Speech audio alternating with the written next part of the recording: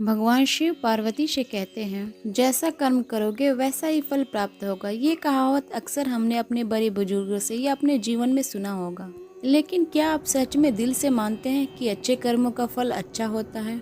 अंदर से कोई भी स्पष्ट उत्तर नहीं आ रहा होगा, क्योंकि अक्सर आसपास के लोगों को हम देखते हैं जो मनुष्य जीवन भर अच्छे कर्म करते रहते हैं, लेकिन इसके बावजूद भी उन्हें जीवन में अच्छे फल प्राप्त नहीं होते हैं। एक नौजवान कड़ी मेहनत करते हैं किसी भी परीक्षा में पास होने के लिए, लेकिन उस परीक्षा के परिणाम में उसे निराशा ही हाथ लगती है। तो इससे तो यही शुद्ध होता है, जिन महापुरुषों ने ये सब कहा है कि अच्छे कर्मों का फल अच्छा ही होता है। या तो वो महापुरुष गलत है या हम कर्मों का लेखा जोखा ही समझ नहीं पाते। पर चिंता मत कीजिए, आज की कहानी जानने के बाद आपका कर्मों के प्रति सोच के कर्मों के प्रति जो भी जिज्ञासा है, जो भी भ्रम है, सभी दूर हो जाएगी।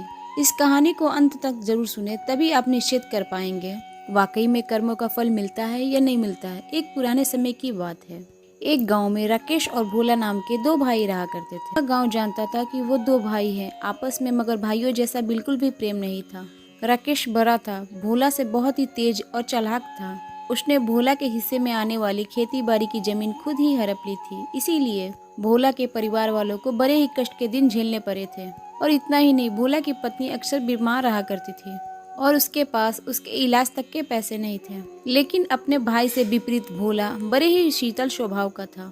वो कभी भी किसी के साथ बुरा नहीं करता था, लेकिन उसके मन में अक्सर ये सवाल उठा करता था कि मैं किसी का तो बुरा नहीं करता, यहाँ तक कि किसी के बारे में बुरा तक नहीं सोचता, तो मेरे साथ ऐसा क्यों हो रहा है? क्यों मेरी पत्नी हमेशा बीमार रहती है? आखिर क्यों मेरे पास इतना भी धन नहीं है कि मैं अपना जीवन को चला सकूं?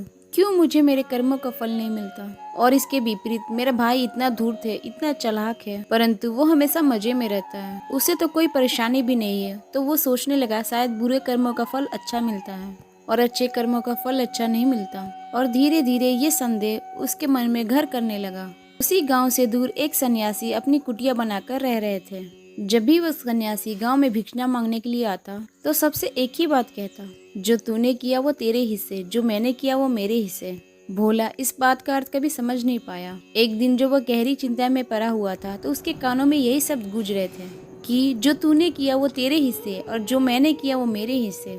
जैसे ही ये शब्द भोला के कानों में पड़े वो तिलमिला उठा। उसने गुस्से में उस सन्यासी से कहा, हे महात्मा, आप हमेशा एक ही बात की रट लगाए रहते हैं जिसका कोई अर्थ नहीं है। अगर आपकी बात सत्य होती तो मैं जीवन में अच्छे कर्म करते आया हूँ, तो मेरे हिस्से में तो अच्छे ही कर्म होने चाहिए, अच्छा ही फल प्राप्त होना चाहिए था। लेकिन मुझे कुछ भी अच्छा फल प्राप्त नहीं हो रहा। मेरी पत्नी हमेशा बीमार रहती है, खाने तक के भी पैसे नहीं है। तभी सन्यासी ने बड़े ही शांत स्वर में कहा, ऐसा प्रतीत होता है बेटा, तुम परिस्थितियों से हार मान चुके हो। कठिन परिस्थितियों ने तुम्हारे सोच पे बहुत ही गहरा असर डाला है, ने तुम्हारी सोच बदल के रख दी है। एक काम करना, संध्या समय में कुछ फल लेकर मेरे आश्रम में आना, फिर मैं तुम्हारे सारे सवालों का जवाब दूंगा। और इतना कहकर वो सन्यासी अपना भिक्षा पात्र लेकर अगले घर में चले जाते हैं। संध्या समय में भोला ने कुछ फल खरीदे और गांव से उस दूर कुटिया के पास जैसे जैसे वो जा रहा था वैसे वैसे उसका मन शांत होता जा रहा था। क्योंकि रास्ता गांव से कुछ दूर था, इसीलिए उस जगह पे कोई हलचल नहीं थी। जगह पे कुछ लंगूर और बंदर दिखाई दे रहे थे। भोला के मन में आया कुछ फल वो लंगूर और बंदरों को खिला दे। लेकिन फिर उसने सोचा, अगर मैं फल लेकर सन्यासी के पास नहीं गया तो मेरे सवालों के जवाब मुझे नहीं मिलेंगे। इसीलिए बंदरों से अपना फल बचाता हुआ सन्यासी के पास जा पहुंचा। जैसे ही भोला उस कुटिया में पहुंचा, सन्यासी बोल पड़ा, अगर मन में था तो ये फल बंदर को क्यों नहीं खिला दिया? यह सुनकर भोला आश्चर्यचकित हो गया। सन्यासी को कैसे पता चला कि मेरे मन में बंदरों को फल खिलाने की इच्छा जाग उठी थी? उसने फिर पूछा, महात्मा, आपको कैसे पता मैं बंदरों को फल खिलाना चाहता था? फिर सन्यासी ने बड़े ही शांत स्वर में कहा, जरूरी ये नहीं कि मुझे कैसे पता चला। हम तो सन्यासी है, सबके मन की बात पढ़ लेते हैं। जरूरी ये समझना है, जिस तरह बछड़ा हजारों गाय के बीच में अपनी माँ को पहचान लेता है, उसी प्रकार कर्म अपनी कर्ता को ढूंढ ही लेता है। ये कर्म मेरे हाथों ही होना लिखा था। ये कहकर सन्यासी ने उसके हाथों से फल लिया और बंदरों को खिलाना शुरू कर दिया। भोला इस बात का अर्थ समझ नहीं पाया, इसीलिए उसने सन्यासी से सवाल किया, महात्मा, मैं आपकी बातों का अर्थ समझ नहीं पाया, कृपया करके इस अज्ञानी को पूरी बातों को अच्छी तरह समझाएं। फिर सन्यासी ने बड़े ही शांत स्वर में कहना शुरू किया कि बेटा, मनुष्य को हमेशा यही लगता है, वही करने वाला है और वही करता है और वही कर्म भी करेगा। लेकिन समझने की बात यह होती है, कर्म आपका चुनाव खुद करता है, आप कर्म का चुनाव नहीं करते हैं। अगर आप किसी कार्य को करने के योग्य हैं, तो हजारों लोगों के बीच में से कर्म आपको पहचान लेता है। इसीलिए योग बनने पे ध्यान दो, कर्म करने पे ध्यान मत दो। अगर तुम सिर्फ कर्म करने पे ध्यान दोगे तो कभी योग नहीं बन पाओगे। योग बनने के लिए जिन कर्मों की आवश्यकता होती है, पहले उन छोटे छोटे कर्मों के करना शुरू कर दो, और फिर जब तुम योग बन जाओगे, फिर जिस कर्म के लिए तुम बने हुए हो वो कर्म तुम्हारे पास खुद चल कर आएगा। उदाहरण के लिए तुम इन बंदरों को देख लो। इन बंदरों ने छोटे छोटे कर्म करके पेड़ों पर चढ़ना सीखा, गुलाटियां लगाना सीखा, और इसी प्रकार छोटे छोटे कर्म करते हुए ये मुझ तक पहुँच गए, और मुझ तक पहुँचने के बाद इनके पास इनका खाना खुद ही पहुँच गया। इसीलिए अपनी रोजमर्रा की जिंदगी में छोटे छोटे कर्म करते हुए अपने आप को तुम योग बनाते जाओ, और फिर जब तुम योग बन जाओगे, अपने आप बड़ा लक्ष्य तुम्हें प्राप्त हो जाएगा। फिर सन्यासी ने अगला कथन कहना शुरू किया, जो कि बहुत ही ज्यादा जरूरी था।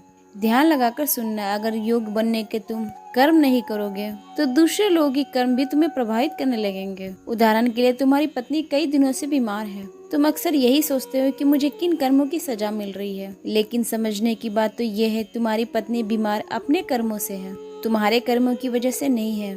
तुम्हारे कर्म तो अच्छे हैं, लेकिन क्या पता तुम्हारी पत्नी के कर्म अतीत में अच्छे ना हो, जिसकी वजह से वो बीमार हो गई हो, और फिर तुम्हारी पत्नी के कर्मों की वजह से तुम्हें भी दुख झेलना पड़ रहा है। और इसी प्रकार बहुत से मनुष्य अपने बच्चों की वजह से, अपने परिवार की वजह से, इन सब की वजह से खुद ही दुख झेल रहे होते हैं। लेकिन जरा सोचो, अगर तुम योग होते तो अपनी पत्नी का खुद ही इलाज करवा पाते, उसकी बीमारी दूर करवा पाते। और क्या पता अगर तुम योग होते तो तुम्हारा किसी दूसरी स्त्री के साथ विवाह हुआ होता जो स्वस्थ होती, लेकिन तुम योग नहीं हो, इसीलिए अपनी पत्नी की वजह से खुद दुख झेल रहे हो। अगर तुम योग बन जाओगे तो दूसरे लोगों के कर्म तुम्हें प्रभावित नहीं कर पाएंगे। फिर सन्यासी ने भोला को चेतावनी देते हुए कहा, याद रखना, भोला आपको वो नहीं मिलता जो आप चाहते हो, बल्कि वो मिलता है जिसकी आप योग्य हो। इसीलिए अपनी योग्यता पे बढ़ाने पे ध्यान दो, उसके लिए कर्म करो। कर्म का फल पाने के लिए कभी भी कर्म मत करो। भोला ने सन्यासी से हाथ जोड़कर एक सवाल पूछे, महात्मा मुझे ये बताने की अनुकंपा करे कि मैं अपनी योग्यता किस प्रकार बढ़ा सकता हूँ, ताकि मेरा मुख्य कर्म खुद को ढूंढ सके। सन्यासी ने बड़े ही शांत स्वर में कहना शुरू किया, बेटा इसके लिए बड़े ही सरल उपाय होते हैं। सबसे पहला उपाय है, कर्म करके भूलते रहो। तुम जो भी कर्म कर रहे हो योग बनने के लिए, उस कर्म को करके भूल जाओ। जीवन में ये मत सोचो कि उससे तुम्हें क्या प्राप्त हुआ है। इसीलिए कहा जाता है, कर्म करो, फल की चिंता मत करो। अगर तुम फल की चिंता करोगे तो वास्तव में तुम कर्म के योग बन ही नहीं सकते, तुम कर्म कर ही नहीं रहे हो। अक्सर बहुत सारे मनुष्यों का पीड़ा का मुख्य कारण ये भी होता है, वो सोचता है मैं कर्म तो अच्छा कर रहा हूँ मगर मुझे फल प्राप्त नहीं हो रहा है, और यही पीड़ा उसको अपने लक्ष्य से भटकाती रहती है, उसे ठेस पहुँचाती रहती है। किसी भी कर्म को करने के बाद अपना आकलन जरूर करें, लेकिन फल की चिंता ना करें। फिर भोला ने सन्यासी से सवाल किया, महात्मा हम अपना आकलन कैसे कर सकते हैं? फिर सन्यासी ने उत्तर दिया कि बेटा जब भी कोई काम तुम पूरा करोगे तो फिर काम पूरा करने के बाद खुद से ये सवाल पूछना, क्या इस काम को करते समय तुम्हारा ध्यान इसी काम में टिका हुआ था या फिर तुम्हारा ध्यान कहीं और भटक रहा था? इस प्रकार तुम खुद का आकलन कर पाओगे कि तुम कितने ध्यान के साथ उस कार्य को कर रहे थे, और जितने ध्यान से तुम किसी कर्म को करोगे उतनी ही तुम्हारी योग्यता बढ़ती जाएगी। अगर तुम यूं ही किसी भी कार्य को करते रहोगे कर्म की प्राप्ति के लिए, तो उस कर्म से तुम कभी भी योग्य नहीं बन पाओगे। वो कर्म तो पूरा हो जाएगा लेकिन उसका फल तुम्हें प्राप्त नहीं होगा। इसीलिए अपना आकलन इस प्रकार करो कि तुम्हारा ध्यान वहाँ पर टिका हुआ था या नहीं था, या तुम्हारे विचार कहीं पे तुम्हें भटका रहे थे। और कोशिश करो अगली बार तुम जब भी कर्म करो उसी कर्म पे टिके रहो, इधर उधर दूसरी बातों को में नहीं भटकाओ। भोला ने फिर सवाल पूछा, महात्मा जब भी हम कोई कार्य करते हैं तो हमारा मन विचारों से ग्रस्त हो जाता है, वो तरह तरह की बातें सोचने लगता है, तो हम किस प्रकार अपने मन को एक ही कर्म पर टिका के रख सकते हैं? इसके लिए कृपया करके कोई उपाय बताएं। फिर सन्यासी ने इसका उत्तर देते हुए कहना शुरू किया, बेटा जब भी तुम किसी कर्म को करते समय अपना पूरा भाव उसमें डाल देते हो तो तुम्हारे विचार उसी कर्म पर केंद्रित रह सकते हैं। पूरे निष्ठा प्रेम सद्भाव के साथ किया गया कर्म तुम्हारे विचारों को इधर उधर भटकने नहीं देता है। विचार तभी तुम्हें दूसरी दिशाओं में भटका कर लेकर जाते हैं जब तुम कर्म को पूरी निष्ठा के साथ नहीं करते हो, उसमें अपना पूरा प्रेम नहीं डालते हो, अपना पूरा भाव नहीं दिखाते हो। जब ये तीनों चीजें अपने किसी कर्म में डाल देते हो तो स्वाभाविक रूप से पूरी तरह तुम उस कर्म में सम्मिलित हो जाते हो, और फिर तुम्हारा मन और मस्तिष्क एक ही जगह पे टिका हुआ रहता है।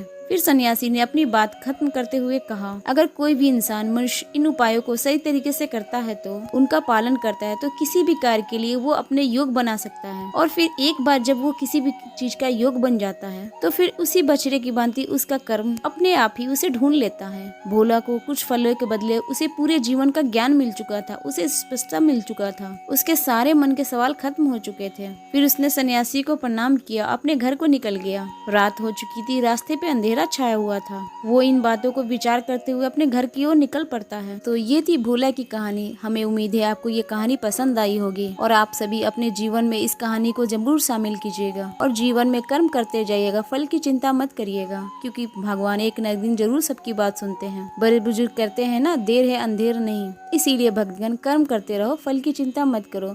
फिर मिलते हैं आपके अपने चैनल रीतावी भक्ति में नए वीडियो नए विषय के साथ। अभी तक आपने चैनल रीतावी भक्ति को सब्सक्राइब नहीं किया तो सब्सक्राइब कर दे, ताकि ऐसी ज्ञानवर्धक जानकारी हम अब तक पहुंचाते रहें। इसमें हर हर महादेव या अपने इष्ट देवता का नाम जरूर लिखिएगा। भक्तगण मेरे चैनल को सब्सक्राइब करके और वीडियो को लाइक करेंगे। भगवान भोलेनाथ उनकी सभी मनोकामना पूरी करेंगे। नमस्कार।